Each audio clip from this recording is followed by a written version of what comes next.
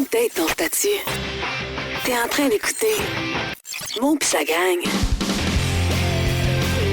Salut tout le monde, bienvenue dans un autre épisode de Mo pis sa gang. Super content de vous retrouver, d'autant plus que là, présentement, on est en 2 saisons. Ça fait un bout de temps que j'ai pas publié de nouveaux épisodes, mais celui-là, il est tellement d'actualité que je pouvais pas attendre au début de la nouvelle saison. D'ailleurs, ça s'en vient début 2026. Je vais vous présenter des tout nouveaux épisodes avec une nouvelle formule en plus. Donc, désespérez pas, ça s'en vient, mais celui d'aujourd'hui va être le fun. Mon invité, je prends le temps de la saluer et de la remercier d'avoir accepté l'invitation. Anna-Maude Garot, t'es médecin. Salut, Anna-Maude. Salut. Est-ce qu'on peut se tutoyer? Ah, mon Dieu, oui. OK, parce que c'est Dr Garot, normalement. Oui, mais la majorité de mes patients, je leur dis que c'est Anna-Maude. OK. Fait qu'on va dire Anna-Maude. T'as quel âge, d'ailleurs, Anna-Maude? J'ai 29 ans. 29 ans, OK. Ouais. Ça fait combien de temps que t'es docteur, médecin? Ça fait officiellement 3 ans cet automne. OK. Ouais. Est-ce qu'il y a une différence entre docteur et médecin? Non, c'est la même C'est affaire. la même affaire. Ben, en fait, tu sais, docteur, c'est un titre qui pourrait être appliqué à n'importe qui aurait fait un doctorat à l'université. Puis la médecine, c'est un doctorat. Fait que j'imagine que c'est de là que vient le docteur. Mais médecin, docteur, dans la population générale, Ouais. même chose. Est-ce que tu as une spécialisation? Ben, je suis spécialisée en médecine familiale, dans le fond. OK. Ouais. OK. Maintenant, tu sais, dans le temps, on disait souvent, est-ce que tu es en médecine familiale ou tu as une spécialité? Mais maintenant, les médecins de famille, c'est reconnu comme étant une spécialité parce qu'un médecin, entre guillemets, spécialiste ne pourrait pas être médecin de famille. OK. Donc, toi, tu es une denrée rare présentement. Là. Les fameux médecins dont on manque tellement, là, les médecins de famille, là, Ouais. ça, c'est toi, ça. C'est moi, ça. OK. Écoute, juste avant de parler de ton métier, je veux apprendre à te connaître un peu. Pour les gens qui se demandent, on se connaît, mais sur la fesse à peu près, là, on s'est connus, et là, vous allez vous dire c'est quoi le lien, mais on s'est connus au hockey, nous autres. Ouais. Fait que t'es appelé à être médecin d'office pour certains matchs de hockey. Ouais, Donc, il y a tout le temps un médecin de garde. Je sais pas si c'est ça le terme, là, mais un médecin de garde lors d'un match de hockey. Ouais. Puis- Ouais. Ouais. Puis, lors de certains matchs, ben, c'est toi. Puis c'est là qu'on s'est croisés, puis on a commencé à jaser, puis c'est là que j'ai appris que t'es médecin. Fait que là, évidemment, la loi 2 fait bien gros jaser. On va en reparler un petit peu plus tard. Tu viens de quel endroit? Moi, je suis une fille de Quévillon. Ah oui! Ben oui. Je me demandais même si t'étais de la région, toi. Ouais, une OK. fille de Quévillon, fait que de l'Abitibi/Nord du Ouais. Québec, là, comme vous voulez. Quévillon, ça fait partie des deux. Est-ce que t'as toujours passé ton enfance à Quévillon? Ouais, ben, on est déménagé à Quévillon quand j'avais 4 ans, OK. je crois. Puis j'ai grandi là, j'ai fait mon cégep à Amos, mais jusqu'à mes 17 ans, là, j'ai passé ma vie, mon jeune âge à Quévillon. T'as dit Quévillon, tu dis pas Lebel sur Quévillon. Ouais, non, Quévillon, OK. c'est pour les intimes. Puis après ça, t'es allé faire ton cégep à Amos. Exact. Ton cégep, ça a été quoi? Sciences nature. OK. Est-ce Ouais. que tu savais tout de suite? Ben, j'imagine. Écoute, t'es tellement jeune que toi, t'as pas niaisé avec ton parcours scolaire, là. Non, mais si je savais que je voulais aller en médecine, Ouais. c'est ça, bien, je te dirais que moi, la médecine, ça l'a été une évidence, mais c'est plus que à Quévillon, on n'est pas beaucoup. Hein? Dans ma classe, on était 18 finissants. Là. OK. C'est ça, les classes à Lebel sur Quévillon. Puis, ben, j'ai tout le temps été comme première de classe. Puis mes profs me disaient que si je voulais, je pourrais être médecin. Fait que dans ma tête, c'était comme un pourquoi pas.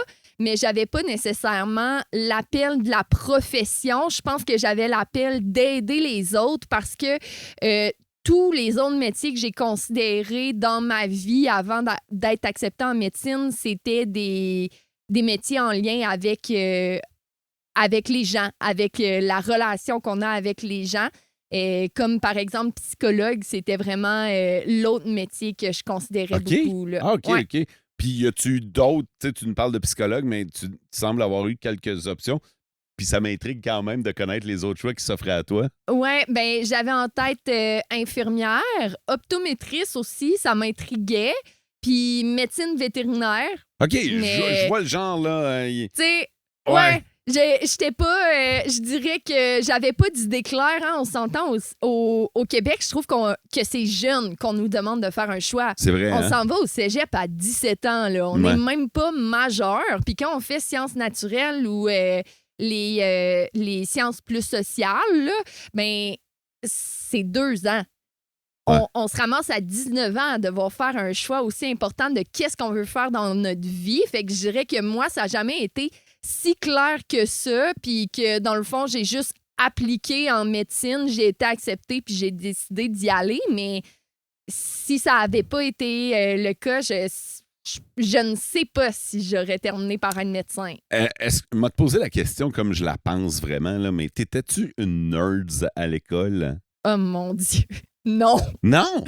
Parce que c'est vraiment l'image que je me faisais. Parce que, tu sais, tu me dis que tes profs, t'étais tellement bonne à l'école que tes profs te disaient, ben, tu pourrais être médecin, tu sais. Puis là, ben, t'es finalement devenu médecin. Fait que t'étais pas ce genre-là, toi. Oh mon Dieu! Là, vous le voyez pas, mais elle est devenue rouge, là. Et là, j'ai mis le doigt sur quelque chose. Là. Ouais. Ben, écoute, les profs me disaient qu'avec les notes que j'avais, je pourrais être médecin, mais qu'il fallait que je fasse les démarches pour pouvoir y accéder. Hein. À Quévillon, on n'a pas de sport-études, il n'y a pas grand-chose à faire, puis... écoute, désolé mes parents de dire ça à radio, mais mettons, ouais, j'ai fumé du pot en masse! Fait que mes profs me disaient que je pourrais être médecin, mais je sais pas s'il y en a qui croyaient réellement que j'allais me rendre là, mettons. Ah, ouais, OK. Fait que t'as fait le party, finalement. Oui. OK. Bon, du fun en masse. Je comprends. Je m'attendais pas à ça. Donc là, tu t'en vas au cégep, tu fais ton sciences nature, tu m'as dit? Ouais, OK. ça. Puis là, à ce moment-là, est-ce que tu sais que tu vas être médecin? Je sais que je vais appliquer en médecine, mais je ne sais pas si je vais être médecin. OK. Ouais. Fait que là, t'appliques. Ouais. Puis t'as un oui tout de suite? Ouais. Oh, nice. Ouais. Dans le fond, à la fin de nos sciences naturelles, c'est là qu'on applique à l'université dans différents programmes. Puis j'avais appliqué en médecine dans toutes les universités au Québec à part McGill. Puis j'avais appliqué en psychologie à l'Université Laval et en pharmacie, si je me trompe pas. Puis à Montréal, j'avais appliqué en optométrie et médecine vétérinaire, autre que la médecine. Puis bref, j'ai été acceptée en médecine, donc j'ai décidé de me lancer partout, mais j'ai décidé d'aller à l'Université Laval à Québec. OK, là, parfait. pour suivre les traces de ma maman qui avait fait... Ah ouais, ta mère est dans le domaine aussi? elle, ma maman, est psychologue. Mais OK. elle avait fait ses études à l'Université Laval, puis j'avais le goût d'être sur le même campus. OK. Je peux-tu te demander ton père, ce qu'il a fait comme métier? Oui. Ou ce qu'il fait encore, là? Ouais, mon papa, il est support aux électriciens chez Hydro-Québec. OK. À Radisson, là, fait qu'il fait du 7-7 à Radisson depuis que je suis toute jeune. Parfait. As-tu des frères et sœurs? Un frère, une sœur. OK, quand même, hein? Ouais. Cool. Fait que tu fais ta médecine? Ouais. Comment ça se passe? Ça se passe bien. J'ai eu un 2 minutes quand je suis rentrée en médecine. C'est différent, puis c'est gros partir à 20 ans de l'Abitibi, la petite fille de région qui vient de Lebel-sur-Quévillon, on se rappelle, puis de se ramasser à Québec. Je me rappelle les premières fois que je marchais de chez moi, qui était dans le coin de chemin Saint-Louis, vers l'Université Laval, puis que je voyais tous les gros buildings, puis que j'avais le goût de pleurer en me disant « Qu'est-ce que c'est ça? Ça va être quoi ma vie les prochaines années? » Fait que quand t'étais jeune, t'étais pas vraiment sortie, donc... Ben, je suis sortie en masse de la région, mais là, c'était différent d'envisager d'y être pour de bon, puis pour plusieurs années, loin de ma famille, parce que je suis la plus vieille de ma famille. Donc, j'avais pas de famille avec moi là-bas. J'avais quelques amis du cégep qui étaient encore à l'Université Laval, mais j'avais l'impression que c'était de recommencer à zéro. Oui, un beau but. Ça a vraiment été des études, veux pas, c'est des études intenses, mais je pense aussi qu'on est vraiment choyé en médecine. c'est vraiment un parcours que j'ai adoré. Puis tous les liens aussi qu'on crée avec ces gens-là, il y a des gens avec qui j'ai fait ma médecine qui sont pas en Abitibi parce qu'ils viennent pas de là, mais que je les considère comme de la famille. Là. Ma meilleure amie en médecine, je suis rendue marraine de son premier enfant. Là. Fait que c'est... Puis vous vous êtes connus dans le cours? Ouais, on s'est connus dans le cours. On s'est connus.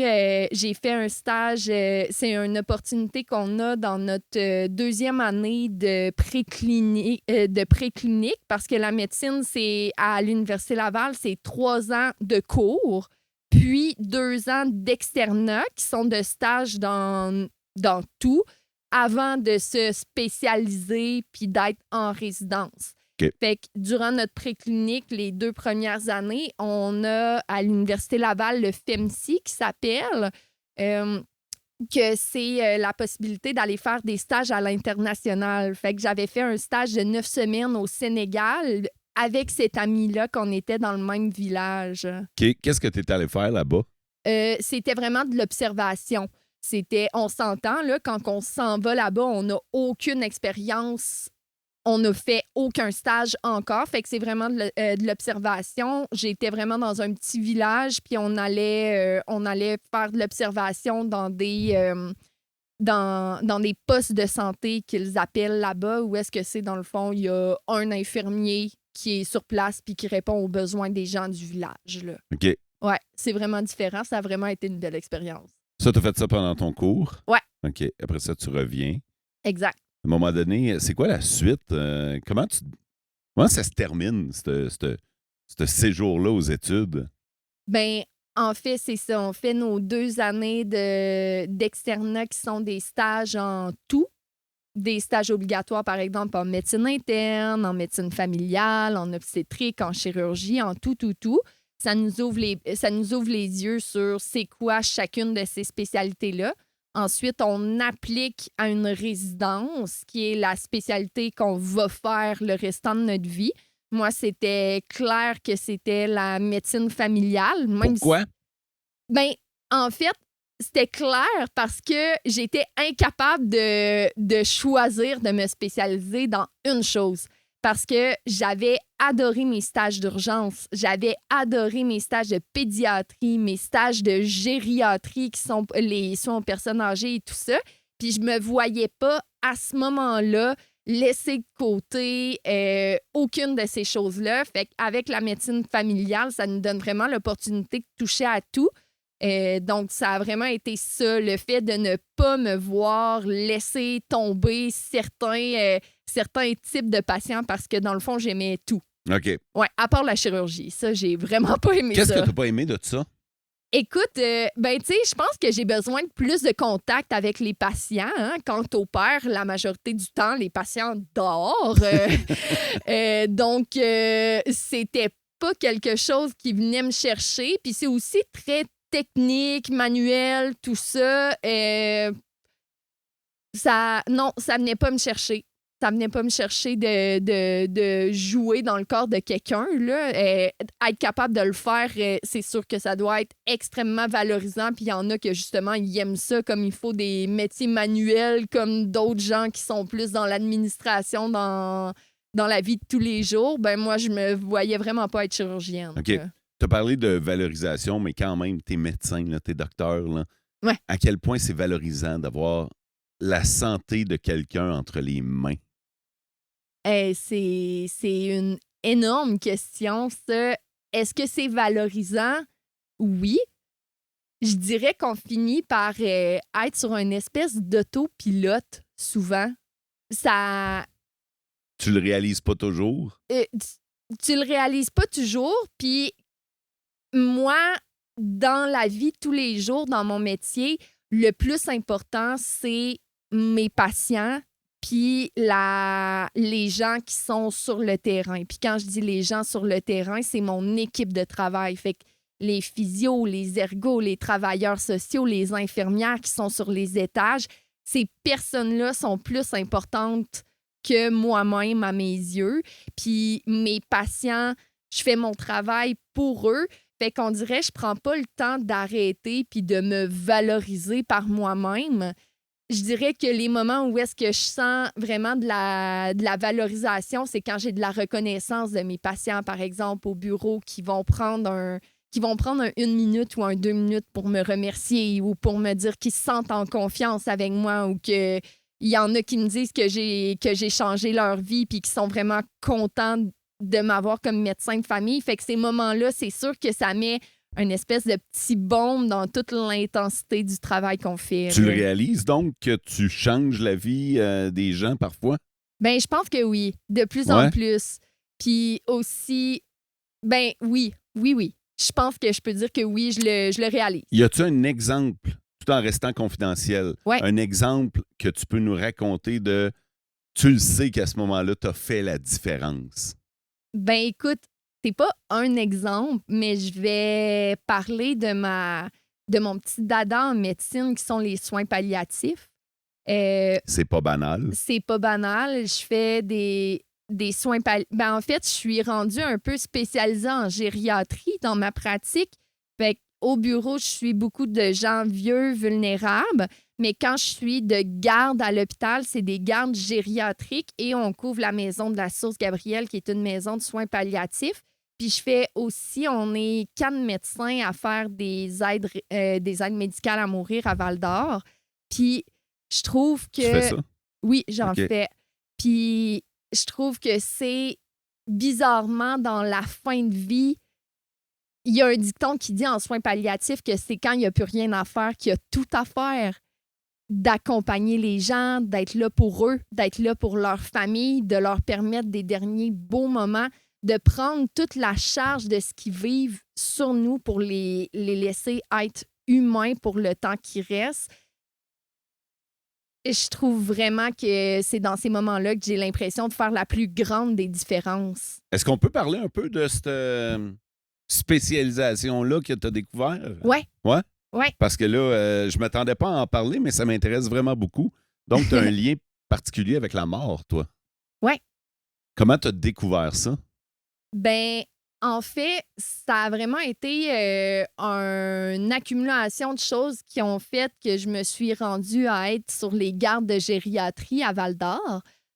Parce que quand je suis arrivée à Val-d'Or, quand j'ai commencé à travailler il y a 3 ans, j'avais une pratique de bureau et de garde à l'hospitalisation plus standard à l'hôpital. Donc, les patients qui sont trop malades pour retourner à la maison. À Val-d'Or, c'est les médecins de famille qui s'en occupent sur les étages puis qui font aussi les soins intensifs. Moi, les soins intensifs, j'ai eu un méchant 2 minutes parce qu'on n'est pas formé quand on est en médecine familiale pour faire ça. On apprend un peu sur le tas, puis avec nos collègues qui sont là pour nous appuyer en appelant les spécialistes et tout ça. Mais j'ai aucune gêne à dire que moi, j'ai un bon trouble d'anxiété généralisée qui, là, a complètement été exacerbé, décompensé par mon début de pratique là-dedans. Puis, j'avais demandé à continuer l'hospitalisation, mais arrêter les soins intensifs. Puis, à ce moment-là, ce qu'on m'avait dit, c'est que il y avait un gros manque sur les semaines de garde à l'hôpital en gériatrie, plus qu'à l'hospitalisation si je ne faisais plus de soins intensifs. Donc, j'ai fait le switch. Puis, sincèrement, c'est la plus belle chose qui aurait pu m'arriver parce que j'adore ma pratique. OK. Les gardes, quand on est de garde, qu'est-ce que ça veut dire? C'est qu'on est de garde 24/7 pendant 7 jours. Puis les gardes de gériatrie, on est de garde pour 8 patients à l'hôpital qui ont des problèmes de perte d'autonomie, soit à cause de des démences, des troubles cognitifs ou encore des AVC, des problèmes comme ça. Fait qu'on a jusqu'à 8 lits à l'hôpital. On est de garde aussi à ce moment-là pour la Source Gabrielle, qui a 6 lits en soins palliatifs. L'unité de réadaptation qui a 11 lits en dessous du CHSLD à Val-d'Or. Puis on est de garde pour les appels du CHSLD de Val-d'Or, de Malartic et l'hôpital psychiatrique de Malartic. C'est-tu moi ou me semble que ça fait beaucoup? Bien, ça fait beaucoup. Ouais. Dans le fond, pendant 7 jours, je pense que c'est en haut de 250 patients qui sont sous notre responsabilité, 200 à 250. On est tenu de voir à tous les jours les patients de l'hôpital et de la source Gabriel. Les autres, on se déplace vraiment plus selon les urgences. Mais oui, même si c'est pas des soins intensifs, ça reste des grosses semaines. Ouais. Ouais. Je comprends. Puis c'est des soins de fin de vie, là. Oui, à la source Gabriel, c'est des soins de fin de vie. Fait que je sais pas si tu as des questions par rapport à la fin de vie en général. En fait, j'avais pas vraiment prévu en parler, mais tu sais, je me demande juste comment tu vis. Puis en plus, tu es jeune. C'est ça qui est spécial, c'est que tu accompagnes ces gens-là Ouais. dans toute ta jeunesse, finalement, de médecin vers le dernier repos. Ouais. Comment tu le vis? Comment tu le vis ça? Parce que derrière chaque sarreau, il y a quand même une personne humaine là, en toi. Là. Oui. Ben, je te dirais en fait que, un peu comme je disais tout à l'heure, c'est dans cette partie-là de ma pratique que j'ai l'impression de faire le plus de différence puis de me sentir le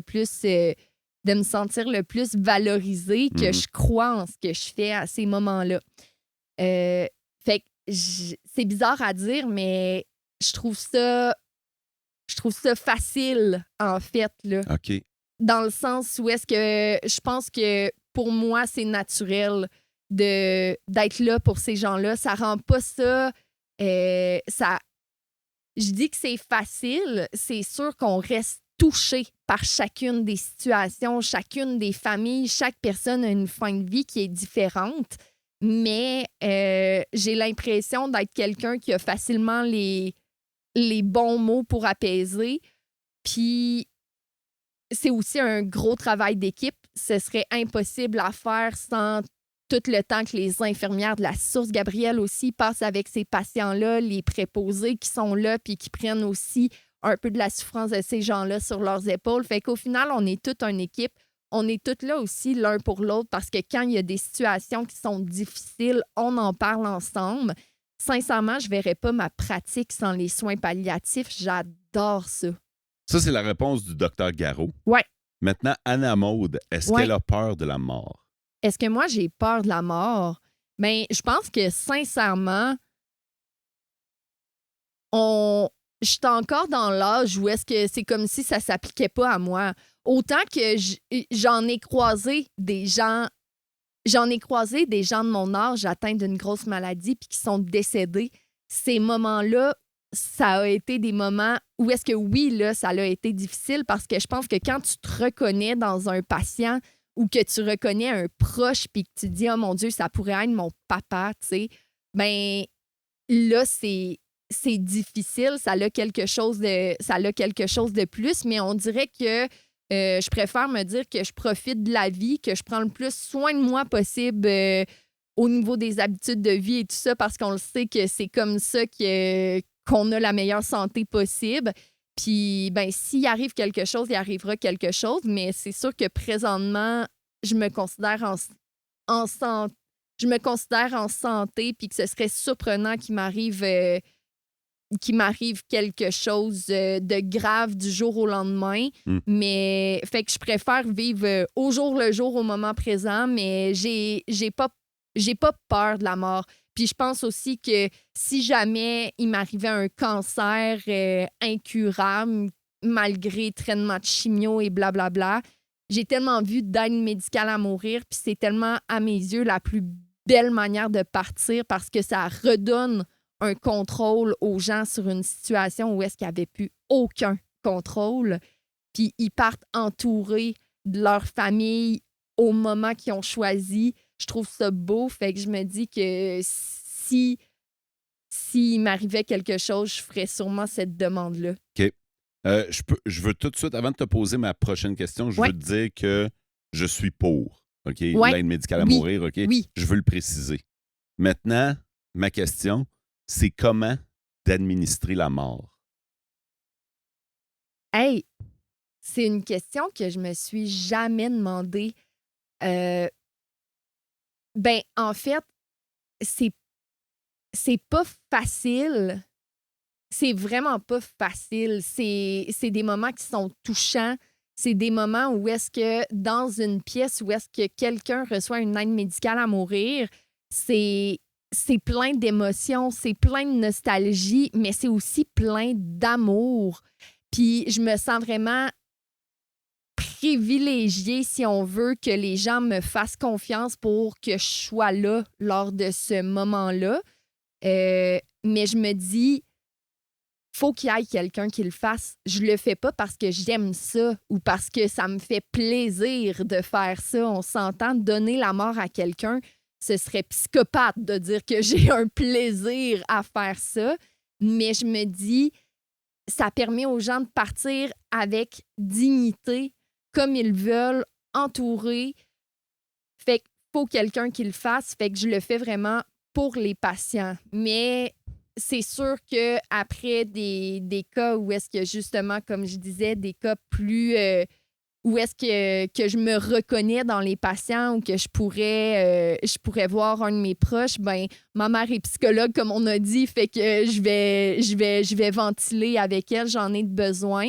Mais aussi, j'ai mon espèce de petit rituel où est-ce qu'après une aide médicale à mourir, je vais courir parce que j'adore la course à pied, ça me fait du bien, mais je vais courir en ayant dans ma tête de courir pour cette personne-là qui est partie aujourd'hui, avec l'intention justement de me dire que, bon, cette personne-là est partie aujourd'hui, il y a des gens qui souffrent son départ et tout ça, puis que moi, au final, je suis chanceuse de pouvoir être en vie puis de continuer à en profiter. Fait que j'ai pas peur de la mort, mais je le sais que la vie est fragile. Ouais. Fait que je pense que je vis bien avec ça, mais c'est sûr que par contre, pas j'ai un quota, mais quand il y a trop d'aide médicale à mourir en même temps, il y a tellement une grosse charge empathique puis émotionnelle qui vient avec ce suivi-là d'accompagner les familles, les patients vers la mort, mais aussi, comme tu as dit tantôt, de donner la mort, que je peux pas en faire trop dans le même mois, là. C'est combien? C'est combien? Bien, je dirais que si ça va à plus que 4 par mois, fait que ce qui fait une moyenne de 1 par semaine, là, après ça, je le dis à mes autres collègues que j'ai besoin d'un break. Fait qu'il y en a beaucoup. Ah, il y en a beaucoup. Ouais? Il y en a de plus en plus aussi, là. Les graphiques, ça ne fait qu'augmenter, ça explose, en fait. Les demandes d'aide médicale à mourir, on commence à avoir de la misère à fournir. C'est spécial ce que tu dis, là. Ouais. Ouais. Ouais. Fait que... Est-ce que t'en fais depuis 3 ans? Oui. Moi, ça a toujours été clair dans ma tête que j'allais faire de l'aide médicale à mourir. Aussi, je vais toujours me rappeler, là, c'était en 2015 que l'aide médicale à mourir avait été acceptée. Puis j'étais à ma 3e année de préclinique, puis on avait justement notre cours de gériatrie à ce moment-là. Puis la professeure qui nous dit qu'on est en train de vivre un moment historique pour le bien des patients et tout ça. Fait que j'ai eu la chance, si on veut, d'être élevée avec l'aide médicale à mourir durant mon parcours. Fait que pour moi, ça a toujours été clair. Mais je comprends que des médecins qui sont déjà en pratique, qui n'ont pas eu leur formation avec l'aide médicale à mourir, ben c'est sûr que c'est une méchante sortie de zone de confort, surtout qu'on le sait que c'est régi par la loi. Il y a des lois qui entourent l'aide médicale à mourir. Fait que ça peut même être intimidant, là. Ouais. Est-ce que tu te souviens de ta première? Oui. Oui. J'ai été stressée, là. Vraiment stressée. Mais au final, ça s'est bien passé. Puis je pense que je me souviens de chacun des patients, là. Ah ouais? Ouais. Est-ce que tu peux nous expliquer comment ça se passe? Ben oui. Ben oui. S'il vous plaît. Ben oui. Écoute, comment ça se passe quand on donne une aide médicale à mourir? En fait, c'est que la personne va faire la demande d'aide médicale à mourir pour une date et une heure qui sont entendues. Fait qu'à l'heure en question, la date prévue, ben moi, je vais être allée à l'hôpital chercher la trousse d'aide médicale à mourir qui ressemble à un petit coffre à pêche, là. OK. Puis, je vais rencontrer la personne à l'endroit où est-ce qu'elle a décidé d'avoir l'aide médicale à mourir parce que ça peut être à la source Gabrielle, comme ça peut être à domicile chez les gens ou à l'hôpital.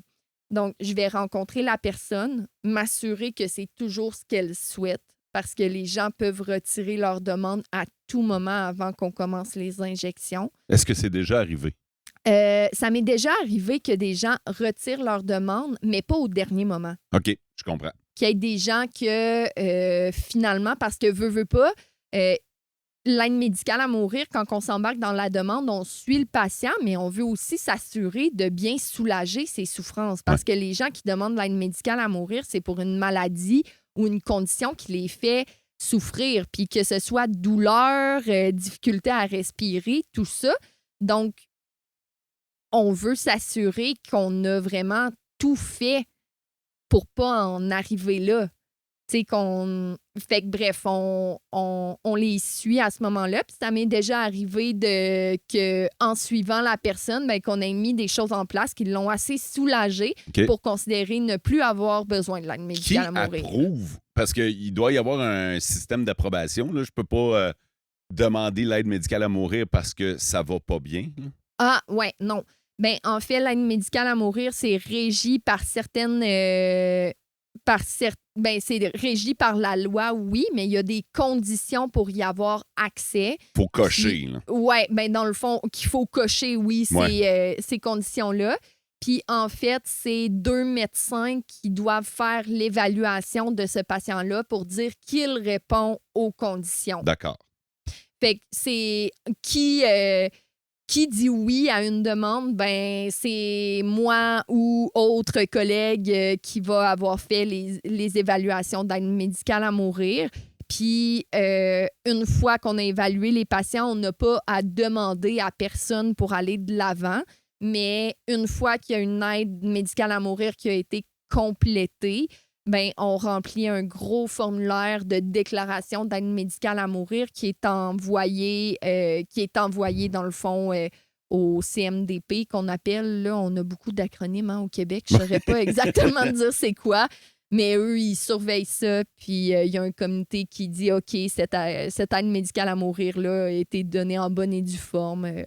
Et donc, voilà. toi, tu arrives avec ton coffre à pêche. Ouais. Là où la personne l'a choisi. Oui. Oui. Et à partir de là, comment ça se passe? À partir de là, comment ça se passe? Bien, une fois que je lui ai demandé que c'était bien ça qu'il voulait, qu'il m'a répondu que oui, ben je leur laisse toujours un 5 à 10 minutes pour dire leur dernier au revoir, hein, parce que c'est un moment intime, puis je souhaite leur laisser à eux, en famille, vivre ce moment-là. Fait que je me retire de la chambre, puis je reviens 5 à 10 minutes plus tard avec la trousse d'aide médicale à mourir et on commence à donner les médicaments qui sont donnés par les veines. C'est 3 médicaments. Le premier endort. Fait que la personne, elle, a conscience de s'endormir une dernière fois. C'est tout doux. Sincèrement, c'est un médicament qui endort. Ça prend 2 minutes à donner. Puis ensuite, on continue avec les 2 autres médicaments. Un qui arrête la respiration, l'autre qui arrête le cœur.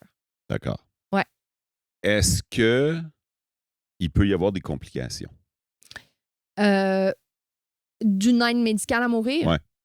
Ben. Tu sais, on parle quand même d'arrêter la respiration, arrêter le cœur. Ouais. Puis là, ben, j'ai toutes sortes de films, évidemment, qui me viennent en tête. Là, fait que je peux pas faire autrement. Là. Ouais, Est-ce qu'il peut y avoir des complications ou c'est signé Hollywood, ça? Là? Je te dirais c'est assez signé Hollywood, dans le sens où est-ce que complication d'une aide médicale à mourir, ben ça m'est arrivé une fois qu'après avoir donné tous les médicaments, le patient était bien endormi. Fait que lui, il n'y a aucune connaissance qui est encore en vie, mais que je me suis rendue jusqu'à donner le dernier médicament et que son cœur battait encore quand je faisais le constat de décès. Wow. OK. Fait que il était fait tough. Ouais, c'est ça. Mais dans ce temps-là, on fait juste... On a une trousse de secours qui contient les mêmes médicaments qu'on a donnés durant le processus normal d'aide médicale à mourir. Donc, j'ai demandé une deuxième dose. Deuxième dose de médicaments qui arrête le cœur, puis ça a terminé là. OK, je comprends. Ouais. Fait que, non, pas vraiment de complications. Je pense que ça fait le tour pour mes questions sur l'aide médicale à mourir, mais si tu as quelque chose à ajouter, gêne-toi pas. Ben, sincèrement, non. OK. On rentre-tu dans le gros dossier pour lequel on est là aujourd'hui? Lançons-nous. Là, tu m'as dit que tu as quand même une mise en garde à me faire, par contre. Oui. Faut que tu me mettes en garde suite à, en fait, juste avant l'entrevue, il faut que tu me mettes en garde, moi, en tant que poseur de questions, en tant qu'intervieweur, puis c'est quasiment d'un point de vue légal. Oui, oui. OK. En fait, notre gros dossier aujourd'hui, c'est de parler de la loi 2 parce que c'est mêlant tout ça. Ouais. Fait que je comprends les Québécois d'être mêlés. Mais en gros, dans la loi 2, il y a des amendes qui peuvent être données, puis on parle de plusieurs milliers de dollars à quelqu'un qui pourrait essayer de nous encourager à quitter le système de santé québécois dans l'état qu'il est actuellement. D'accord. Fait que ma mise en garde, c'est plus peu importe ton opinion sur ce qu'on va parler, n'est pas de propos qui... Faut pas que je la dise. Ouais. Faut pas que je te la dise. Faut pas que j'essaie de t'influencer de par mes questions Exact. ou même de par mes propos. Exact. Fait que là, je vais m'assurer de juste poser des questions. Ouais. Je me la farme après ça. On t'écoute, toi. Je veux pas finir en prison puis je veux pas payer des milliers de dollars d'amende. Écoute, la première question, elle est facile. Là. C'est quoi la loi 2? OK. C'est quoi la loi 2? Bien, officiellement, au début, on parlait du projet de loi 106. Je sais pas si tu avais suivi ça. Pas tant. Pas tant. Donc, c'est en mai 2025 que la CAQ a déposé leur projet de loi, qui était le projet de loi 106, qui visait à ce moment-là à rendre les médecins imputables, donc responsables de l'accès des soins au Québec. OK. Fait qu'ils ont profité, si on veut, des négociations salariales qui étaient échues depuis 2 ans avec les fédérations des médecins pour apporter ce projet de loi-là qui, oui, revoit le mode de rémunération des médecins, mais ils en ont profité pour ajouter à ce changement de mode de rémunération-là de nous rendre responsables de l'accès des soins au Québec. Puis, à la base, les médecins de famille, les médecins spécialistes, c'est ça qui nous fâche dans la loi, c'est qu'on ne peut pas être les gens responsables de l'accès des soins au Québec quand c'est prouvé qu'il manque 2000 médecins de famille déjà au Québec, qu'on n'a pas les professionnels en première ligne et tout ça qu'on a besoin pour bien fonctionner.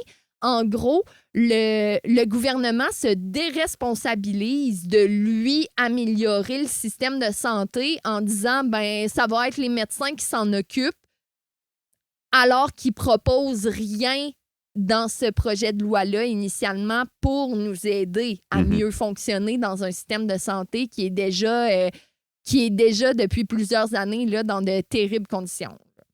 Fait qu'au final, c'est ça, la loi 106. Le projet de loi 106, c'était une loi pour nous rendre responsables de l'accès des soins et changer le mode de rémunération.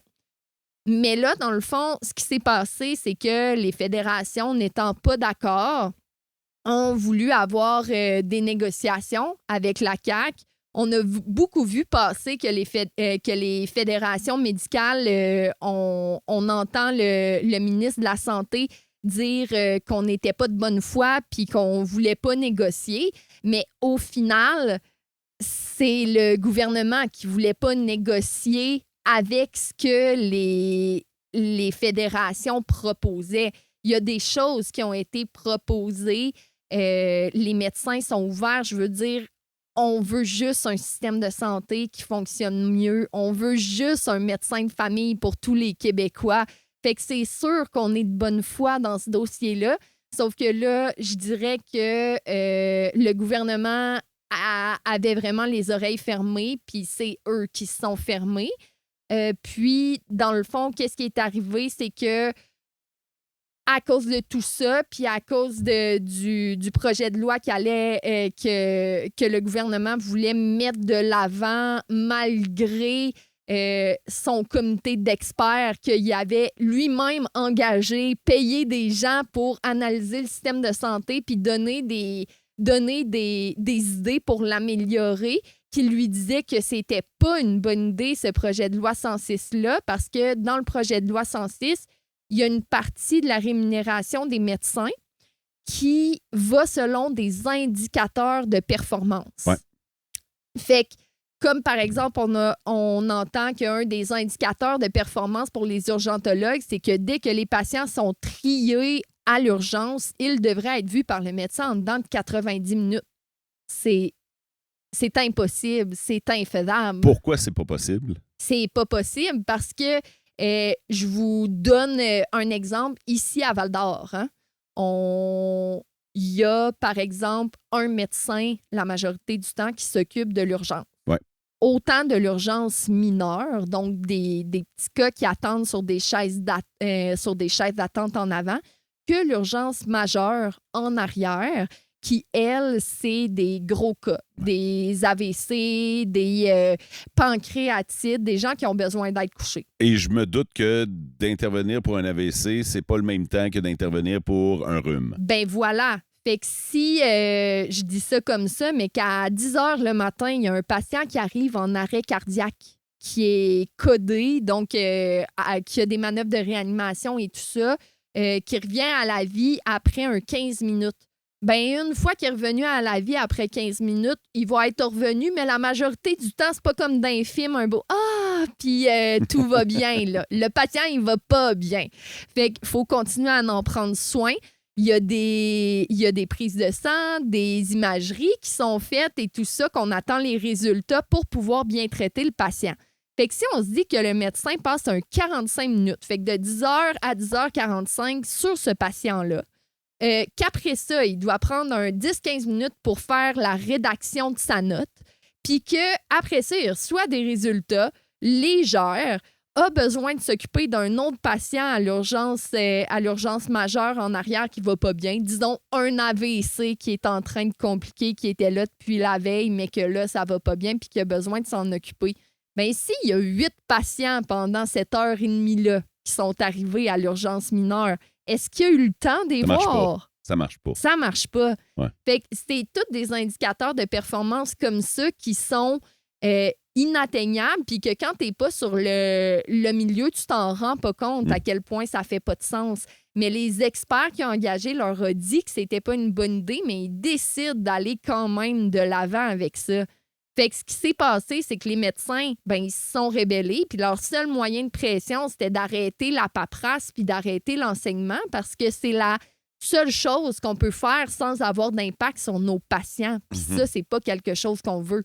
La paperasse, là, c'est pas quelque chose qu'on pourrait régler autrement, ça, dans votre métier. Tu sais, je pense souvent à l'intelligence artificielle, puis je me dis à quel point, parce que moi, là, en tant que... Et puis là, je vais faire attention parce qu'il faut que je fasse attention à ce que je dis, mais moi, là, en tant que patient, là, j'ai besoin de voir le docteur. J'ai besoin de voir la personne qui va pouvoir m'aider. Mais je comprends qu'après ça, il y a du travail à faire. Ouais. Mais est-ce que c'est pas quelque chose qu'on pourrait quasiment donner en sous-traitance à quelqu'un d'autre ou à de l'intelligence artificielle? Est-ce qu'on pourrait pas alléger cette portion-là de votre travail? Ah, 100%. Ouais, c'est quelque chose qu'on demande depuis des années et Voyez des années. patients, traitez les patients, mais pour ce qui est de la paperasse, après, faites faire ça par quelqu'un d'autre. Puis on s'entend, il y a de la paperasse que ça n'a pas le choix d'être le médecin qui le comprends. gère, mais des résultats de prise de sang qui sont normaux, des fax de la pharmacie pour renouveler l'antidépresseur de madame qui va bien, qui le prend depuis 5 ans.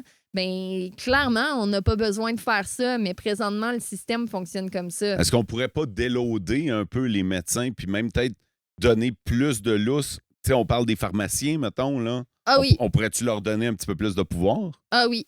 Mais ça, est-ce que ça te va qu'on en parle plus tard? Parce que j'ai le goût qu'on te parle de tous les moyens pour améliorer le système de santé. Parce que ça fait partie de mes questions. Je me demande comment Anna Maud pense pouvoir améliorer le système. Fait que si t'es prête, je me garde ça. Oui, parce que je pense qu'avant, c'est important de de parler un peu plus de la loi 2. Vas-y!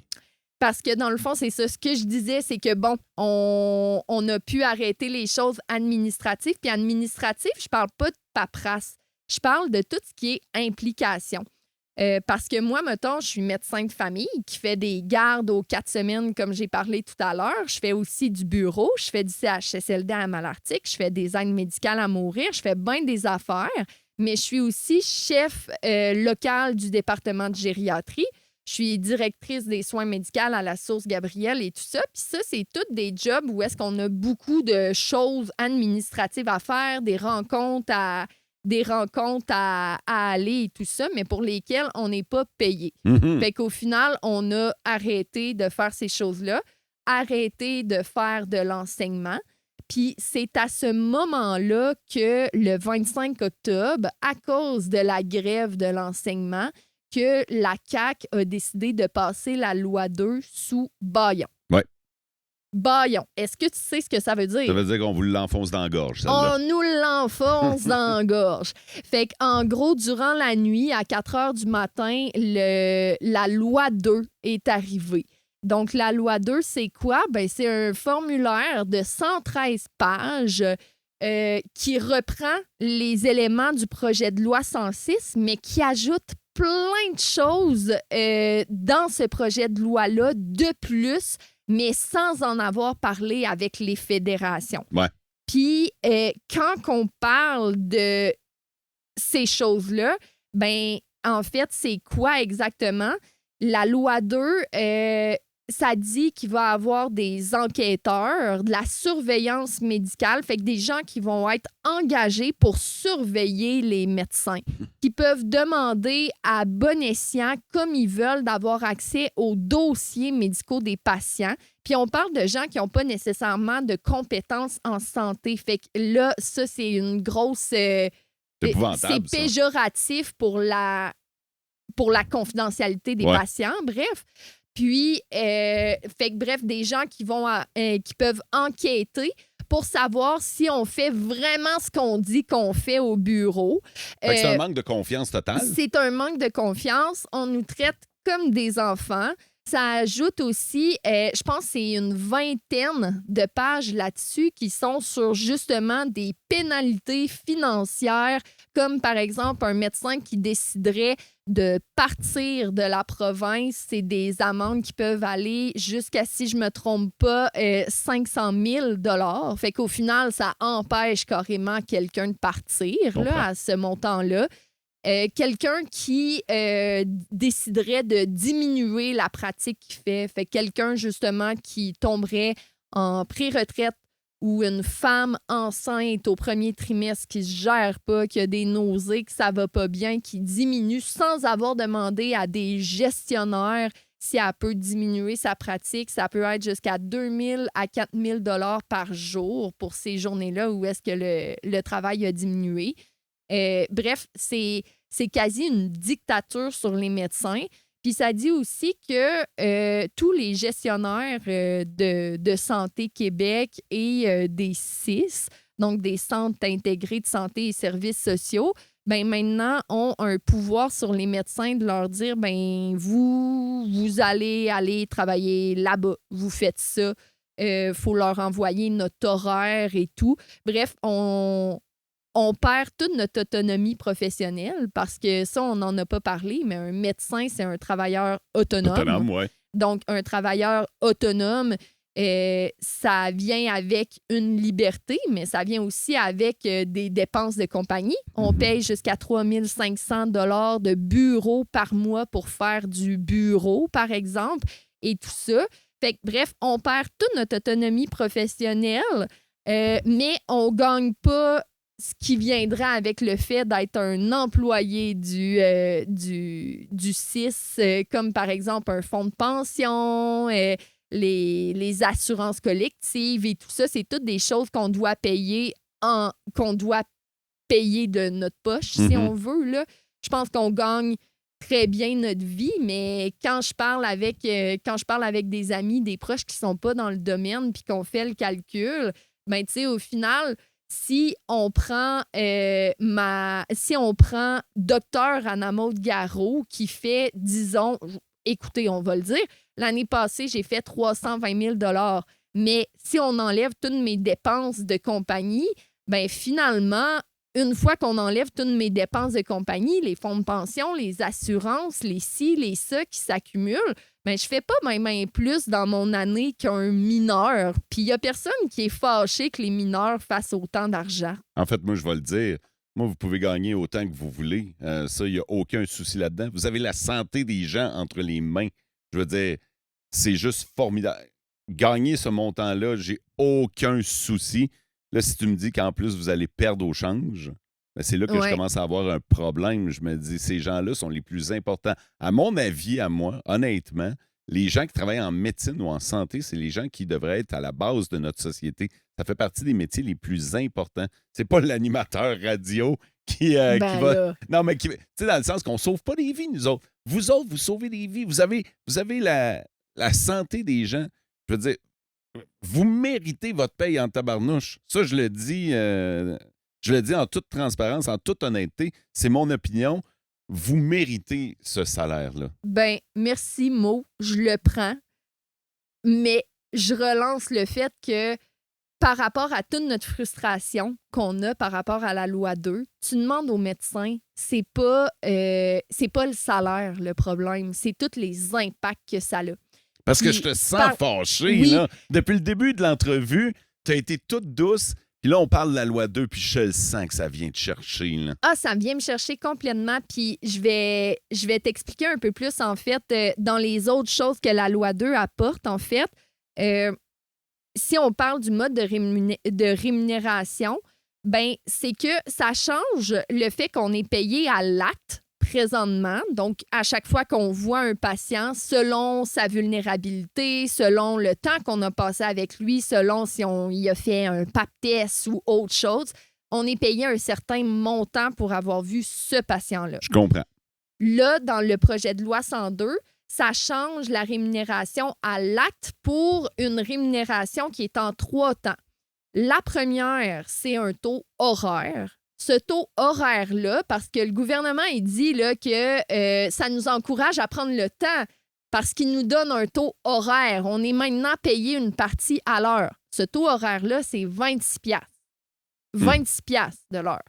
OK? Il y a du monde qui gagne pas mal plus que ça ici, là. Exactement. Puis ensuite, on est encore payé à l'acte, une certaine partie. Mais moins. 16 OK. par patient, ce qui est beaucoup moins que présentement. Puis présentement, je tiens à dire que ça fait 10 ans qu'on n'a pas eu, que les actes des médecins n'ont pas été revus avec l'inflation et tout ça. Fait qu'être médecin aujourd'hui, c'est pas comme être médecin dans le temps, là. Je comprends. Dans la tête des gens, on est riche, mais c'est à moins que...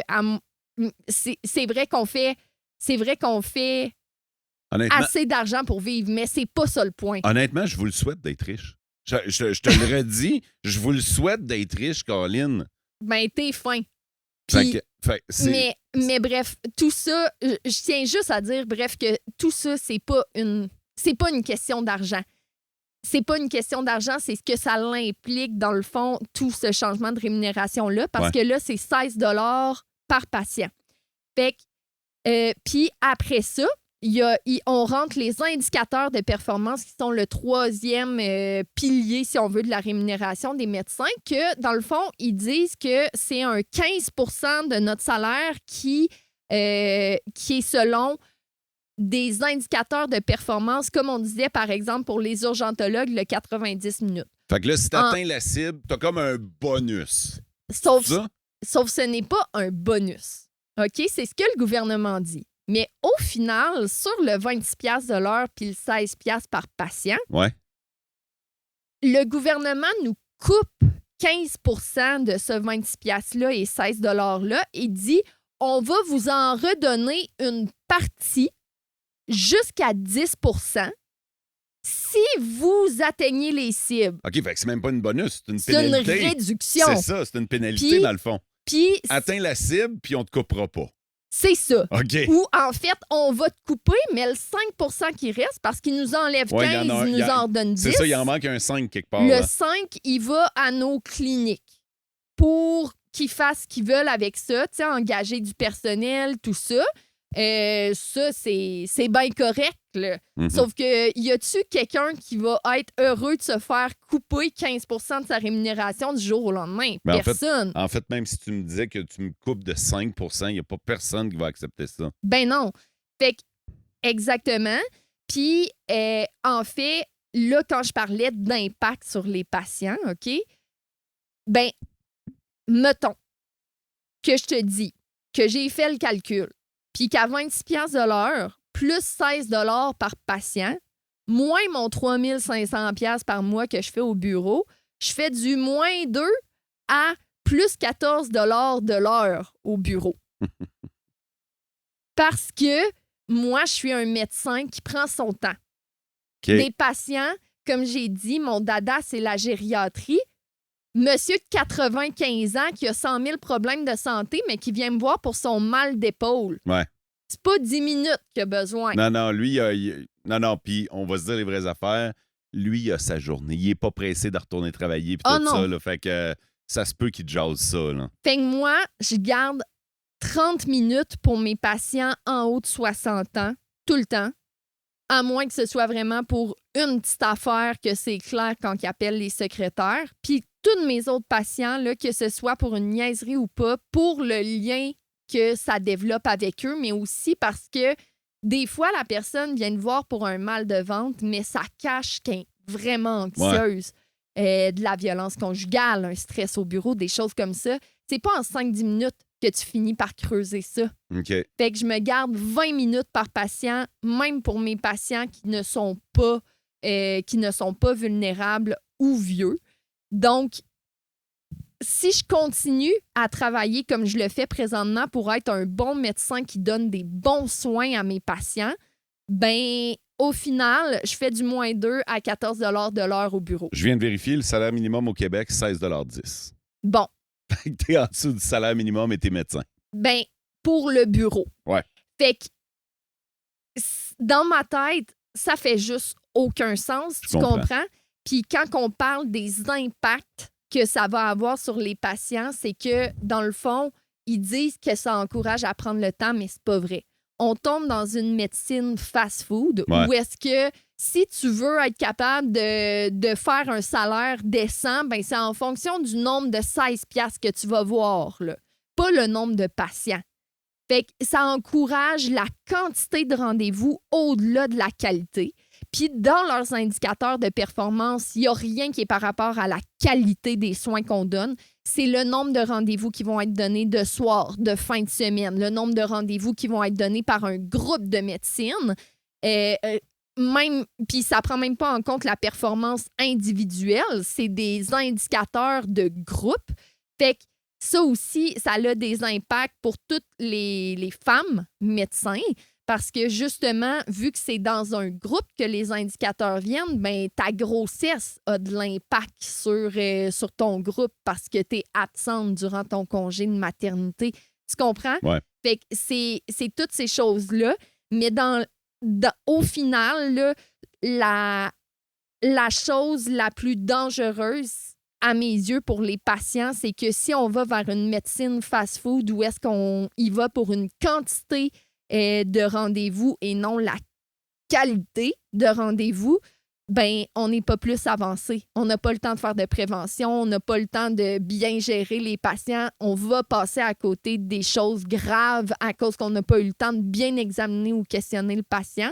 Parce que dans le fond, tu sais, qu'est-ce que la loi 2 promet, c'est que tous les patients plutôt du Québec, du jour au lendemain, vont être affiliés à une clinique, pas à un médecin, mais à une clinique, à un milieu. Mm-hmm. Mais on est déjà en manque de 2000 médecins au Québec. En région, en Abitibi, c'est encore pire. On a moins de médecins de famille. Nos médecins de famille, ils travaillent à l'hôpital. Ils peuvent pas juste faire du bureau. Il faut que ça continue à rouler ailleurs. Fait qu'au final, si vous êtes inscrit à un milieu, ça veut pas dire que tu vas réussir à avoir un médecin pour autant, tu comprends?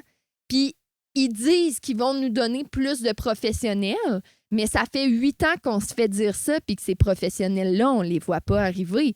Fait que Puis, dans le projet de loi, ils disent pas, ils s'engagent à rien par rapport à ce qu'ils nous donnent. Fait que comment tu veux qu'on les croie? Moi, je comprends. Fait qu'il y a cette inscription-là qui fait que on n'aura pas le temps de voir tout le monde, qu'on va sur une quantité de rendez-vous à la place de la qualité qu'on donne. Puis aussi, une autre chose qui est affreuse à mes yeux, c'est que qui est mieux placé qu'un médecin ou la personne qui traite un patient pour dire si ils sont vulnérables ou pas? Bien, dans le projet de loi 2, qu'est-ce que ça dit? C'est que ça va être des gestionnaires qui sont même pas obligés d'avoir de background en santé, qui vont choisir la vulnérabilité des patients. Ils vont avoir accès aux dossiers médicaux, puis en fonction de ce qu'il y a dans leur dossier, ils vont choisir la passée de couleur verte, jaune, orange ou rouge.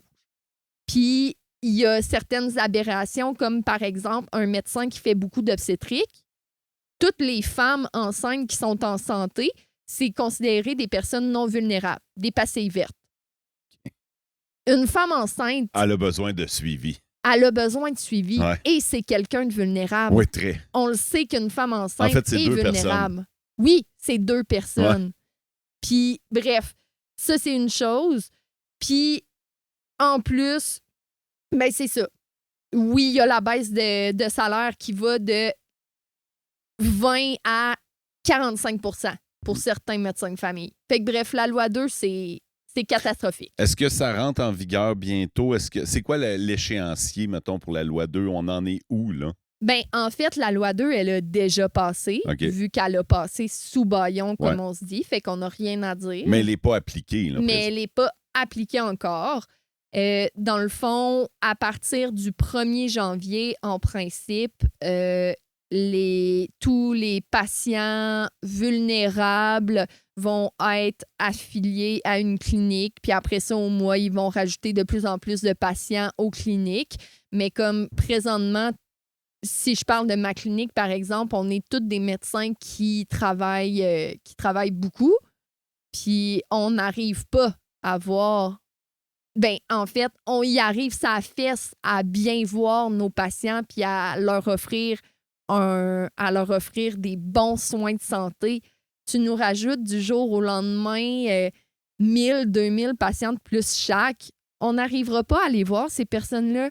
Puis si on les voit parce qu'on n'a plus rien à dire puis que maintenant, nos horaires, c'est des 10-15 minutes max par rendez-vous, penses-tu que la personne que ça fait 8 ans qu'elle attend pour un médecin de famille, qu'elle a mal aux genoux, qu'elle est diabétique, qu'elle a fait de l'hypertension, tout ça, que quand elle va arriver dans le bureau du médecin puis qu'on va mettre le timer pour 10-15 minutes, elle va être satisfaite des soins qu'elle a reçus? Puis toi, c'est pas tout, là. Ta job, c'est au bout de 15 minutes de sortir cette personne-là de ton bureau, là. Ben oui, au suivant. Avec en fait, suivant next va être ton nouveau modus operandi. Avec mon chum, on garde l'humour comme moyen de protection, mais il me disait, tu devrais te faire une demi-porte, enlever la demi-porte en haut de ta porte de bureau, puis faire comme un drive-thru. C'est à peu près ça. C'est à peu près ça l'image qu'on a. C'est quoi ton plan à toi? Ben moi, mon plan, c'est de rester dans l'espoir. De rester dans l'espoir que le gouvernement va finir par écouter les médecins, les patients, parce que présentement, au départ, je pensais vraiment pas que ça allait être ça, mais de plus en plus, on le voit sur les réseaux sociaux, les patients, la communauté québécoise est de notre côté en majorité. Ils comprennent notre détresse. Comme je te disais, j'étais stressée de venir aujourd'hui ici te parler parce que c'est rare que les médecins, on va prendre la parole, on fait notre job, puis on le sait que quand on est en dehors du travail, ça a une répercussion directe sur le nombre de soins qu'on peut donner. Fait qu'au final, peu importe ce qui se passait qui se passait comme réforme et tout ça dans le passé, ben on faisait juste continuer à aller de l'avant, puis on parlait pas fort. Mais là, on n'a pas le choix de parler parce que c'est de mettre le système de santé publique aux poubelles avec la loi 2, puis il n'y a personne qui veut ça. Fait que moi, mon plan, c'est de rester dans l'espoir que le premier ministre, le ministre de la Santé vont se rendre compte qu'ils ont fait une erreur, puis vont mettre marche arrière, qu'ils vont arrêter cette loi-là, qu'ils n'en feront pas passer, puis qu'ils vont écouter les gens ce qu'ils ont à proposer comme vraies solutions qui peuvent améliorer le système de santé. Fait que moi, je reste dans l'espoir. Écoute, s'il faut que je fasse du 14$ de l'heure, ben ça sera ça. Mais moi, je suis pas prête à couper sur la qualité des soins des gens, la qualité des soins que je vais donner aux gens. Mais c'est bien sûr que je ferai pas 14$ de l'heure toute ma vie. Tu comprends? Fait que si ça finit par passer, puis que ça continue vraiment comme ça, puis qu'au bout d'1 an ou 2, il n'y a aucun changement, puis que le système de santé va vraiment plus mal que ce qui va déjà avant même la loi 2, bien, sincèrement, je vois pas comment je pourrais rester au Québec. Et c'est là que moi, j'ai pas le droit de dire autre chose. Exact, puis que moi, j'ai pas le droit de donner trop de détails non plus. D'accord. Alors, on va changer. Est-ce que ça fait le tour de ce que tu voulais nous dire sur la loi 2? Oui. Oui. OK. On va. Puis en même temps, je vais te défâcher. Je vais t'amener avec une mise en situation. Oui. Alors là, je m'adresse au docteur Garot. Oui. J'ai un patient ici. Oui. Très mal en point. Oui. Il file vraiment pas depuis une couple d'années. Ça va vraiment pas. On est où? On est ici. Okay. Alors, le patient s'appelle le système de santé. Il va vraiment pas bien, visiblement. Ouais. Il a l'air amoché pas mal. Là. Ouais. Je ne sais pas c'est quoi le diagnostic, mais ça va y prendre une prescription, docteur. OK. Bien, écoutez, je pense que la première chose qu'on pourrait faire pour ce patient-là, c'est ce qu'on appelle la décentralisation. La décentralisation, ben, c'est d'aller à l'inverse de ce qui se fait depuis toutes les dernières réformes en santé. On l'a vu avec les années. Hein, si on retourne à il y a 20 ans en arrière, il n'y avait presque pas de gestionnaire dans le système de santé. Il y en avait quelques-uns, puis ils étaient directement sur le milieu avec les patients, avec les soignants. C'était des gens qui étaient directement en lien avec les personnes les plus importantes, les patients, les soignants directement sur place. Fait que les décisions se prenaient pour ces personnes-là. Là, après ça, est venue la centralisation. C'est plus au niveau local que les choses se décidaient, c'est au niveau régional. Fait que, qu'est-ce que ça fait, ça? Ben, c'est que ça ajoute de la bureaucratie, ça ajoute des gestionnaires de plus qui prennent des décisions en étant loin du terrain. Fait que des décisions qui ne sont pas nécessairement tout le temps ce que les milieux du terrain sont. Ouais. Puis aussi... On n'est pas collé sur la réalité. Exact. Puis si je donne un exemple de Lebel-sur-Quévillon, hein, Lebel-sur-Quévillon, quand les 6 ont été créés puis que c'est devenu régional, ben c'est rendu que le siège de tout ça, c'était à Chibougamau, qui est à 3 heures de Quévillon, qui est aussi loin de Matagami, qui fait partie de la région. Fait que qu'est-ce que ça a fait? Ben, c'est que pour bien des décisions, Matagami, Lebel-sur-Quévillon, ils ont mangé la claque puis tout l'argent allait pour Chibougamau. Tu comprends? Parce que les gestionnaires étaient là-bas puis prenaient des décisions pour là-bas puis les zones milieu n'étaient pas une priorité. Là, avec Santé Québec, ben on rajoute encore une couche de bureaucratie, fait que encore des décisions qui sont prises de plus loin encore du milieu, mais on ne parle pas juste de prendre des décisions éloignées sans être sur place. On parle aussi de rajouter de l'administration, de la bureaucratie, des choses qui vont faire que pour qu'il y ait un changement minime, ben ça prend 10 fois plus de temps. Ou les messages des soignants sur le milieu qui demandent quelque chose finissent par pas se rendre. Puis là, j'ai des exemples à te donner pour être concrète. Ça fait 2 ans et demi que les infirmières au niveau de l'Ordre des infirmières du Québec qui ont le droit de faire des constats de décès.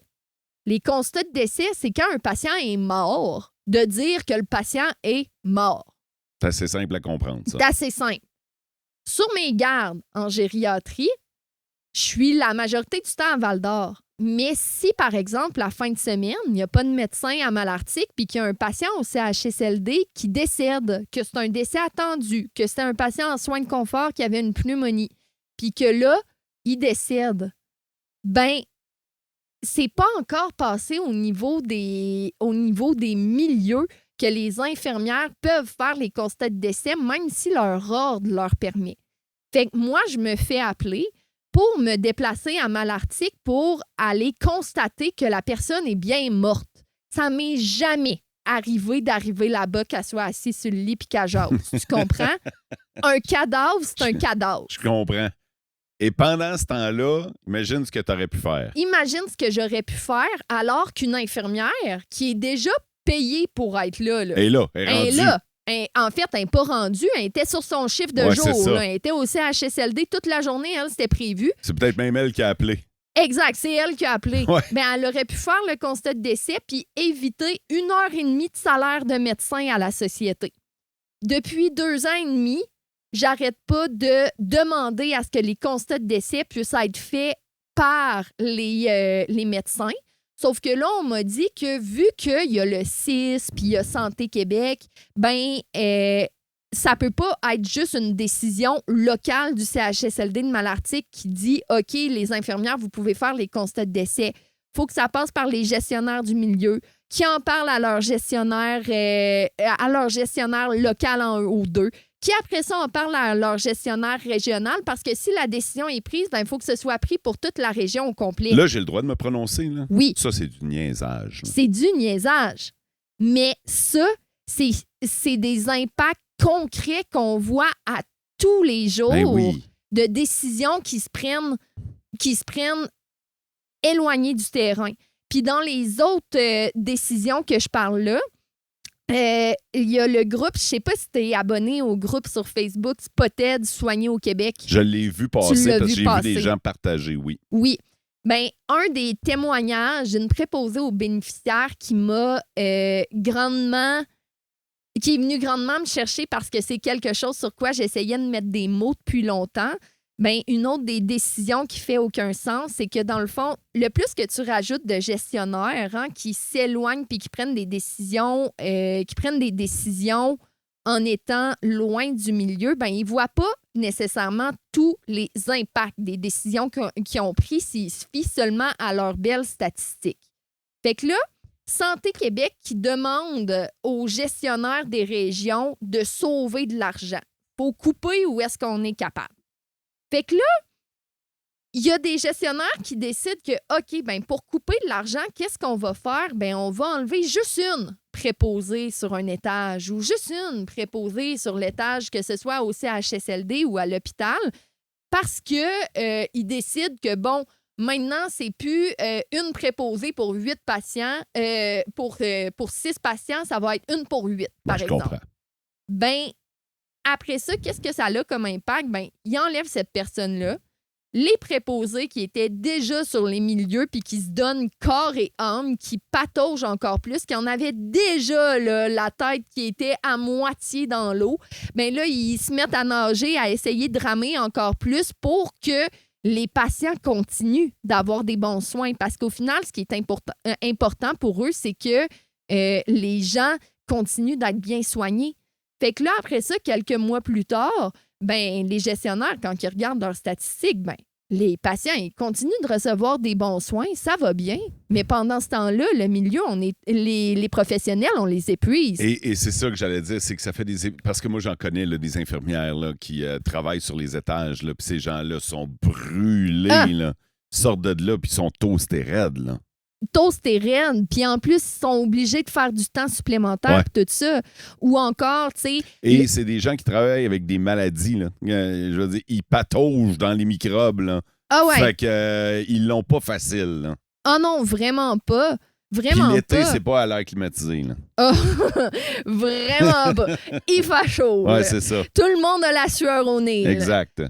Fait que, bref, tout ça pour dire que décentraliser, selon moi, c'est la solution qui est la numéro 1. D'enlever des couches de bureaucratie inutiles, puis de redonner le pouvoir au milieu.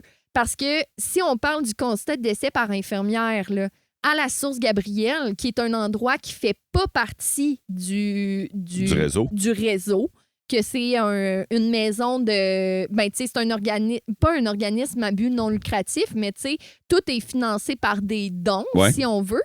Fait que là-bas, c'est le monde sur le plancher qui ont les pouvoirs ou qui ont le pouvoir d'apporter un changement. Fait que comment ça s'est passé là-bas? La première fois que j'en ai parlé des constats de décès pour infirmières, j'ai monté une feuille pour les infirmières en disant vous avez juste à cocher ça quand vous faites le constat de décès puis écrire ça, là. Je leur ai montré comment faire un constat de décès. C'est d'écouter un cœur qui bat plus puis des poumons qui battent plus. C'est pas compliqué. On l'a apporté au conseil d'administration de la Source Gabrielle. 1 mois plus tard, les constats de décès étaient faits par infirmières. Et voilà. Fait que, tu sais, facile réglé. Fait que quand les milieux ont le pouvoir, les choses changent, puis il n'y a plus de tatouinage. Là. Fait que ça, à mes yeux, c'est une solution. Puis aussi, pour sauver de l'argent, Santé Québec, les grands gestionnaires, ils ont des salaires de 600 000 par année. Là. C'est combien de préposés, ça, 600 000 par année? C'est combien de physio? Tu sais, à un moment donné, il y a aussi quelque chose qui est irritant de se dire que dans le temps, ça fonctionnait bien sans tous ces gestionnaires-là. C'était même une réalité qui reflétait directement les milieux parce qu'on s'entend, là, la réalité de Québec puis de Val-d'Or, c'est pas la même affaire. Santé Québec, je ne sais même pas si c'est à Montréal ou Québec que leur siège social est, mais penses-tu vraiment que leurs grands dirigeants ils en ont quelque chose à battre de ce qui se passe à Val-d'Or? Convaincus qu'ils sont jamais venus. Ben, c'est ça. Fait que bref, tout ça pour dire que c'est aussi beaucoup de gens qui sont payés beaucoup trop cher. Ouais. Puis qui pourraient... Puis aussi, ce que ça l'a coûté au système public de nos impôts que tout le monde paye et tout ça, ça l'a coûté des millions, là. Monter Santé Québec, rajouter de la bureaucratie, tu sais, c'est de l'argent qui aurait pu être mis directement pour aider la première ligne, mais non, on crée des postes de gestionnaires de plus. À mes yeux, ça ne fait aucun sens. C'est pas des gestionnaires dont on a besoin, c'est des gens qui vont nous soigner. Exact. Parce qu'il y a beaucoup de ces postes-là qui sont aussi remplis, tu sais, dans les postes locaux, il y a beaucoup des gestionnaires de milieu que c'est des infirmières et tout ça qui, au final, sont plus sur le terrain. C'est des bras qu'on aurait besoin. Fait que ça, c'est la première des choses puis la plus importante selon moi. Puis là, après ça, si on reparle de notre patient qui va pas bien, ben c'est sûr qu'il faut axer aussi sur la prévention puis la promotion des bonnes habitudes de vie parce que la santé, ça commence par là. Ouais. Fait que ça, c'est quelque chose qui est hyper important. Faut investir en première ligne. Il faut une première ligne plus forte. Les médecins, on est ouverts à changer le mode de rémunération. On est ouverts. Il y en a qui pensent que c'est nous qui veulent pas que les pharmaciens, par exemple, aient plus de pouvoir et tout ça, mais il faut l'optimiser.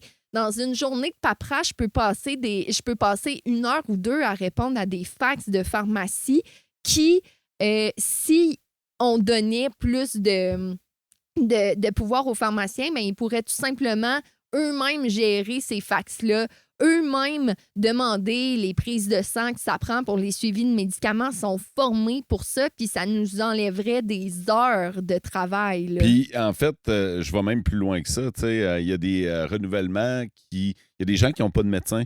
Fait que quand vient le temps de renouveler l'ordonnance dont ils ont besoin, c'est même pas une question de oui ou non, c'est j'en ai besoin, je l'ai toujours pris, tout va bien, j'en ai juste besoin. On peut-tu arrêter de niaiser puis de faire que ce soit un renouvellement automatique ou du moins alléger la patente? Là? Hey, je suis tellement d'accord. Puis, tu sais, ça fait aucun sens que quelqu'un dans la situation que tu me dis là ait besoin d'aller à l'urgence ou bien même le GAP, là, le guichet d'accès en première ligne.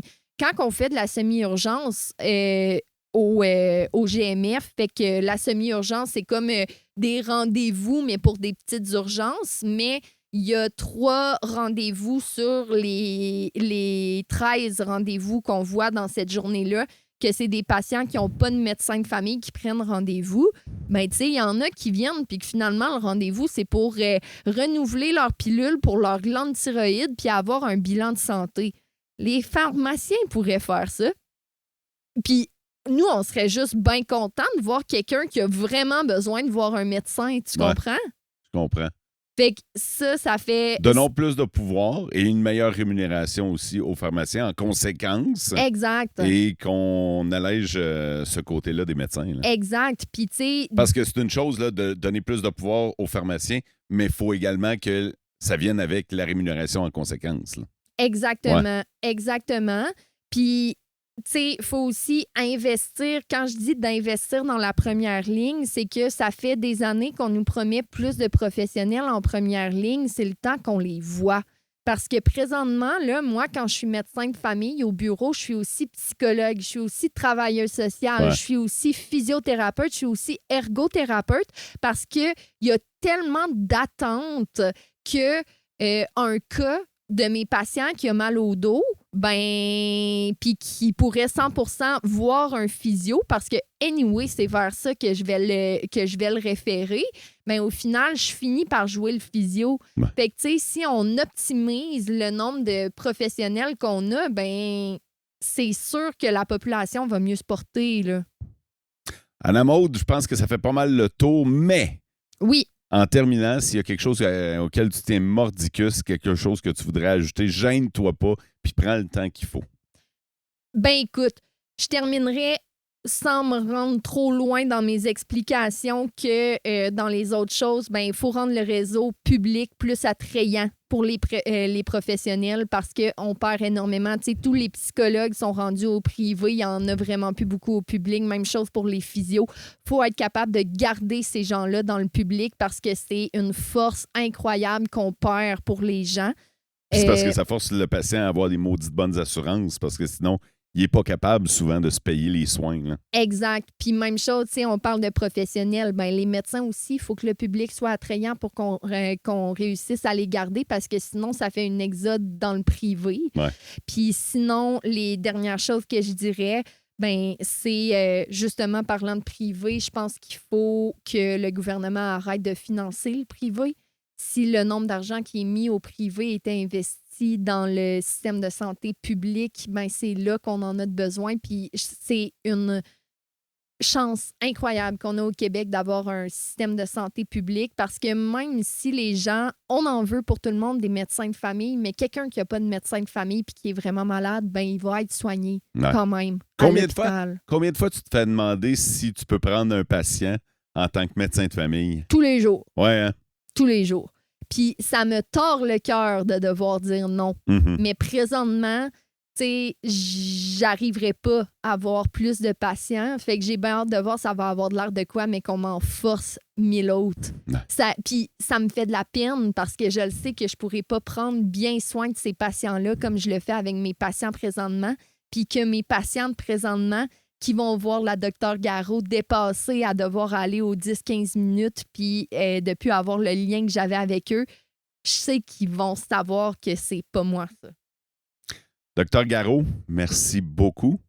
Anna Maude, merci de ton explication, de ton parcours. Merci de ta générosité. C'était vraiment super enrichissant. J'espère que c'était clair. C'était clair. OK. C'était bon. Bon, super. Merci d'avoir accepté l'invitation. Merci d'avoir été à l'écoute. Si vous avez aimé cet épisode-là, je vous invite à cliquer j'aime, à laisser des commentaires, à partager. C'est toujours ça qui fait que c'est de plus en plus écouté. Je vous réserve bien sûr une nouvelle saison très, très bientôt. Restez à l'affût et d'ici là, vivez heureux.